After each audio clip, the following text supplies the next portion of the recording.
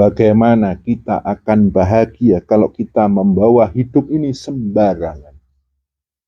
Hidup ini serampangan. Hidup selalu terlena dan terjerumus dalam kelalaian-kelalaian.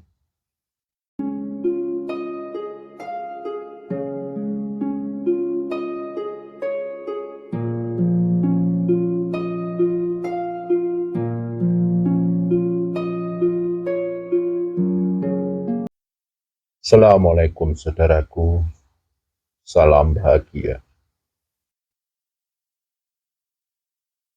Di dalam ajaran Islam dikenal dengan satu keyakinan, adanya surga dan neraka.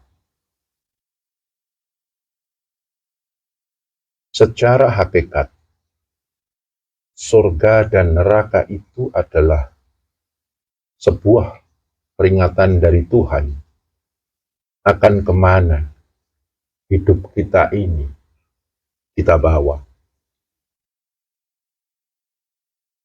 Akan kita bawa kepada kebahagiaan yang digambarkan dengan surga, ataukah penderitaan yang digambarkan dengan neraka. Surga digambarkan dengan satu jalan, yaitu pahala, amal baik, dan surga diwarnai dengan dosa-dosa atau amal buruk. Dengan adanya surga dan neraka, Tuhan memperingatkan bahwa ada penderitaan abadi dan juga kebahagiaan abadi. Penderitaan abadi disebutkan fi nari jahannama khalidina fiha abada, di dalam neraka jahanam, masuk di dalamnya abadi. Kebahagiaan yang abadi digambarkan jannatin tajri min tahtiyal anhar khalidina fiha abada. Ada surga yang di bawahnya mengalir sungai-sungai kehidupan. Masuk di dalamnya abadi adanya. Saudara-saudara yang saya muliakan, lepas dari pembahasan titik akhir kita nanti, kita gambarkan dulu ketika kita hidup di dunia ini. Sudahkah hidup kita ini diarahkan kepada hal-hal yang membangun bangunan kebahagiaan, ataukah hal-hal yang membangun penderitaan? Allah Subhanahu wa Ta'ala memberi peringatan dengan satu gambaran bahwa di dalam diri kita ini didampingi oleh dua malaikat, yaitu Raqib dan Atid. Yang satu mencatat amal baik, yang satu mencatat amal buruk. Malaikat adalah bagian dari pasukan-pasukan Tuhan dalam satu tauhid yang disebut tauhid mulukiyah di dalam surat An-Nas dengan lafaz Malikin Nas.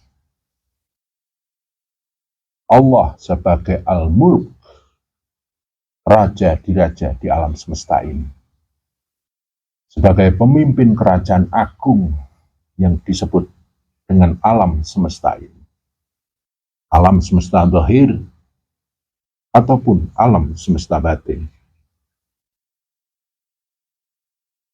Malaikat ditugasi oleh Allah untuk mencatat amal baik dan buruk kita. Itu adalah satu peringatan bahwa amal perbuatan kita akan selalu dicatat oleh kerajaan agung yang dirajai oleh Allah Sang Maharaja, kerajaan semesta alam ini, bahwa perbuatan baik kita sesungguhnya dicatat dan disimpan oleh alam semesta ini. Perbuatan buruk kita dicatat dan disimpan oleh alam semesta ini. Dan pasti akan dikembalikan kepada diri kita. Istilah Jawanya, ngunduh wohing pakerti. Sopo nandur bakal ngunduh, sopo nggawe bakal nganggu. Barang siapa menanam, maka dia akan menuai. Barang siapa berbuat, maka dia akan memakainya. Lantas kita perlu bertanya pada diri kita,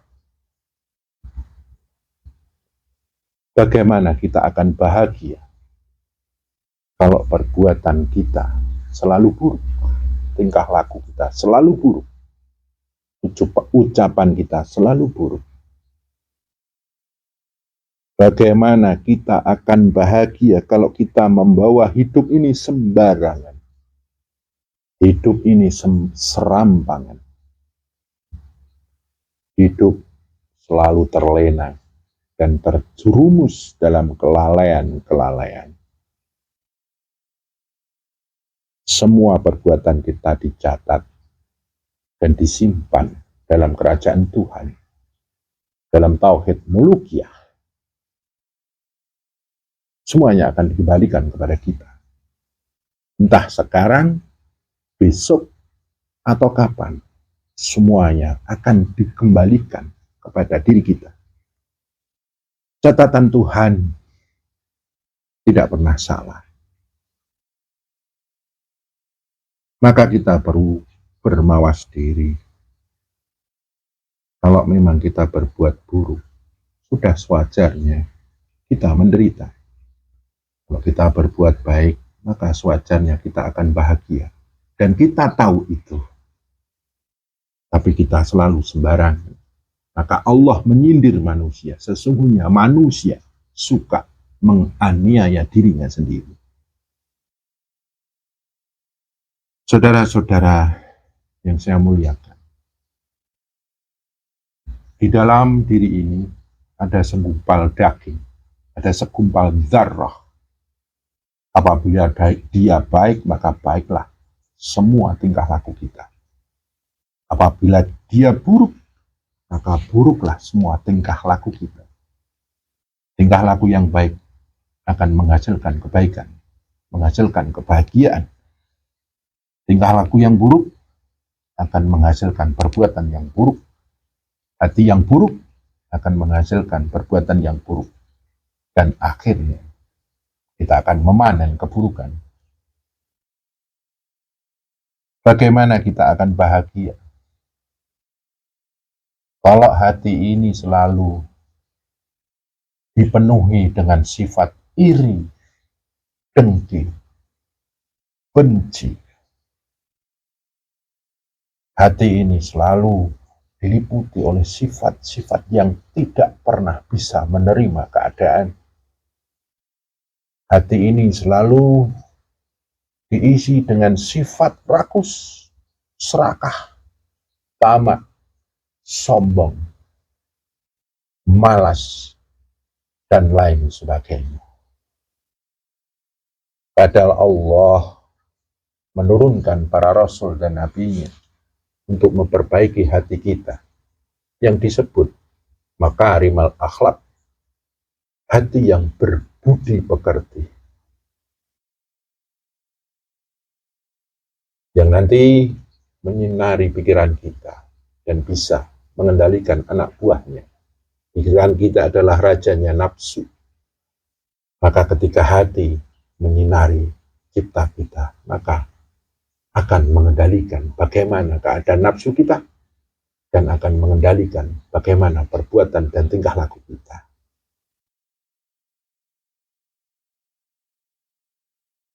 Bicara tentang makarimal akhlak, bicara tentang budi pekerti. Sesungguhnya hati ini butuh satu sifat. Apa itu? Bijaksana, budi pekerti, ikhlas, sabar, qanaah, tajrid, wira'u, dan lain sebagainya.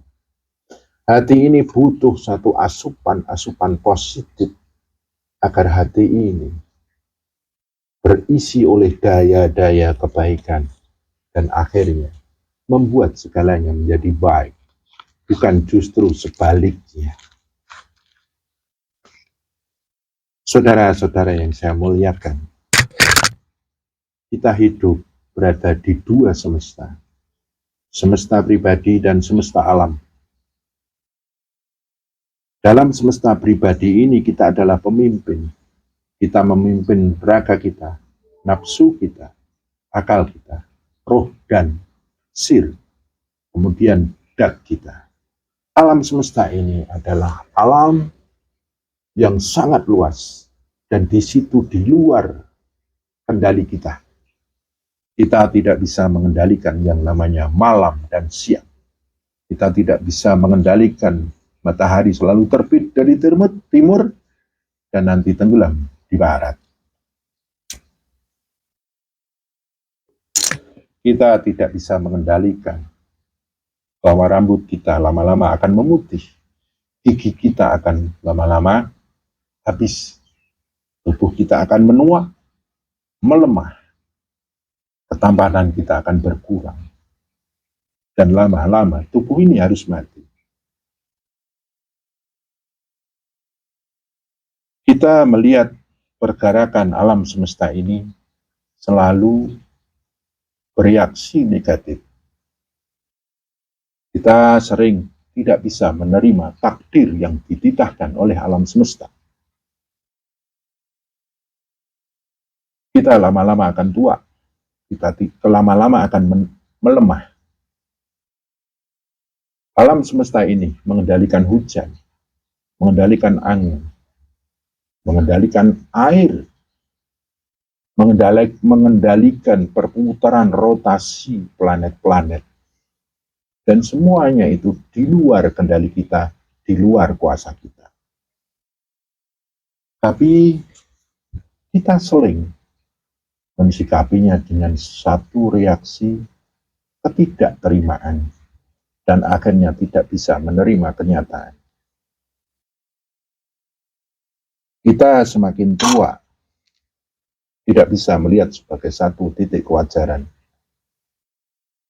Akhirnya ketuaan kita akan membuat kita menderita. Kita menentang usia tua itu. Kita lama-lama melemah.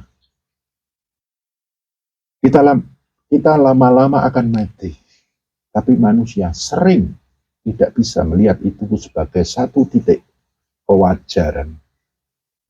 Selalu menentang, selalu berontak. Penentangan dan pemberontakan itulah yang disebut benih-benih penderitaan. Manusia itu secara wajar dan manusiawi kadang sehat, kadang sakit. Sehat dan sakit itu adalah kewajaran. Penolakan kita dengan hal tersebut adalah benih-benih penderitaan. Wajar kalau kita sakit, kita obati, kita sembuhkan. Tapi berontak dari rasa sakit, itulah penderitaan. Sakitnya tubuh karena kita berontak, karena kita menentang, akhirnya menjadi sakitnya jiwa kita. Hidup ini dalam kewajaran, ada senang, ada susah, ada mujur, ada malam. Kita menentang itu. Akhirnya kemalangan kita, kekurangan kita, membuat diri kita berontak. Dan akhirnya kita sakit dan menanam bibit-bibit penderitaan. Satu pertanyaan dari semuanya itu, bagaimana kita bisa bahagia Kalau ada hujan, kita salahkan. Ada angin, kita salahkan. Ada pagi, terbit matahari, kita salahkan. Kita takutkan. Ada malam, kita takutkan. Kita berontak. Semuanya itu adalah satu bibit penderitaan. Kita tidak bisa melihat satu titik kewajaran di alam semesta ini. Itulah yang disebut bibit penderitaan. Saudara-saudara yang saya muliakan, kita hidup di dunia ini sesungguhnya diberi amanah hidup dan kehidupan. Tauhid rububiyah. Di dalam surat An-Nas dikatakan, Qul a'udzu birabbin nas, bahwa Allah itu sang penata alam. Alam ini adalah peranatan agung. Alam ini adalah hukum-hukum agung, hukum-hukum semesta. Alam semesta ini begitu teratur, begitu tersistem. Pertanyaannya adalah, bagaimana kita bisa bahagia kalau membawa hidup ini serba tidak teratur, serba tidak terkendali, dan serba tidak terarah? Akhirnya, karena serba tidak teratur dan tidak terarah, tidak terkendali, jiwa kita tidak tenang. Ketidaktenangan jiwa ini akan memunculkan yang namanya emosional. Muncul yang namanya energi-energi kebencian, iri, dengki, marah, hasut, dan lain sebagainya. Kemudian memunculkan yang disebut sifat rakus, tamak, sombong. Apakah kita bisa bahagia dengan semuanya itu? Secara umum, kita perlu mempertanyakan pada majelis pribadi kita, bagaimana kita bisa hidup bahagia kalau membawa hidup ini sembarangan, serampangan, ngawur, mengisi hati ini dengan daya-daya negatif, justru tidak kita kasih daya ketenangan, kebijakan, dan kearifan. Allah mengajarkan, berzikirlah, maka engkau akan tenang. Bersujudlah, hadir kepadaku untuk menyembahku, maka engkau akan tambah tenang. Allah bidzikrillahi tatmainnul qulub. Ketika engkau bersyahadat, berzikir, orang yang syahadatnya menembus alam kesadaran atas Allah Subhanahu wa Ta'ala, itulah sumber ketenangan. Salat yang menembus zikrullah, itulah sumber ketenangan. Aqimis sholata wa atuz zakata wa ati'ur rasula li zikrih. Jadi salat kita harus bisa menembus kesadaran akan Tuhan yang sedang kita sujudi. Kemudian bagaimana kita akan bahagia kalau kita selalu menentang kewajaran-kewajaran yang selalu ada di alam semesta ini, yang di luar kendali kita. Kita selalu menentang takdir alam semesta.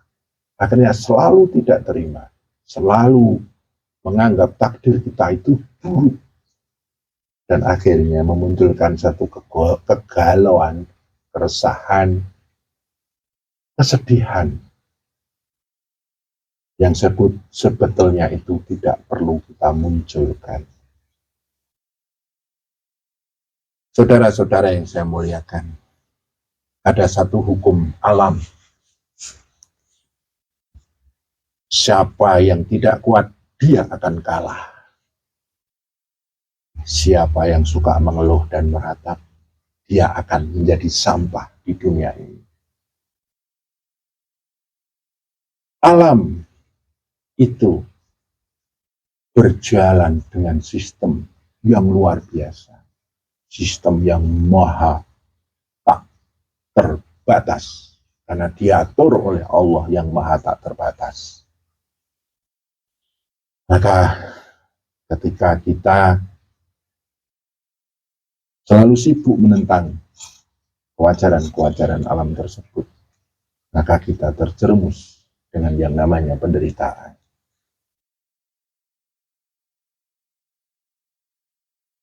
Selanjutnya, kita ini ada yang menciptakan, kita ini ada yang mengadakan, kita ini ada yang menghidupkan. Bagaimana kita akan bahagia kalau kita jauh dengannya, jauh dengan Tuhan? Katanya manusia hidup di dunia butuh kekayaan. Kenapa kita jauh dengan yang maha kaya? Hidup di dunia butuh kemuliaan. Mohon maaf, butuh kemuliaan. Kenapa jauh dengan yang maha mulia? Hidup di dunia butuh kekuatan, kekuasaan. Kenapa justru jauh dengan yang maha kuat dan yang maha kuasa? Orang hidup butuh petunjuk. Kenapa jauh dengan yang maha memberi petunjuk? Kita mensikapi hidup ini butuh kecerdasan, kepandaian, waskita. Waskita di sini bahasa Arabnya makrifat. Makrifat bisa diartikan sebagai pemetaan. Bagaimana kita bisa memetakan hidup kita kalau kita jauh dengan Tuhan yang maha pintar? Saudara-saudara yang saya muliakan, saya pernah mengajarkan atau mengulas tentang pengertian majelis pribadi, kampus pribadi. Di kampus pribadi inilah tempat kita selalu bercermin, melihat diri kita bagaimana adanya, melihat kenyataan diri kita, sudahkah mengarahkan kepada kebahagiaan ataukah mengarahkan kepada penderitaan? Dan di puncaknya nanti, apakah menuju kepada kebahagiaan abadi ataukah penderitaan abadi yang diingatkan oleh Allah dengan surga dan neraka. Dan kalau kita tidak pernah bersujud pada Allah, apakah kita bisa bertemu dengannya? Padahal sudah dikatakan inna lillahi wa inna ilaihi raji'un. Semuanya dari Allah dan akan kembali kepada Allah. Bisakah kita menapaki hidup ini sebagai satu jalan yang lurus menuju kepada Tuhan? Atau istilahnya siratal mustaqim. Kita tiap hari di dalam sholat selalu berdoa, ihdinas siratal mustaqim. Tunjukkanlah aku jalan yang lurus. Tapi di dalam kehidupan kita selalu merusak jalan-jalan itu. Kita selalu menapaki jalan-jalan kekufuran, kekafiran. Kita selalu melupakan Tuhan kita. Saudara-saudara yang saya cintai, marilah kita cintai diri kita sendiri untuk bisa bijak menjalankan hidup dan kehidupan kita ini, agar kita nanti menemukan satu titik pencapaian yaitu kebahagiaan abadi. Semoga bermanfaat dan kurang lebihnya mohon maaf. Assalamualaikum warahmatullahi wabarakatuh.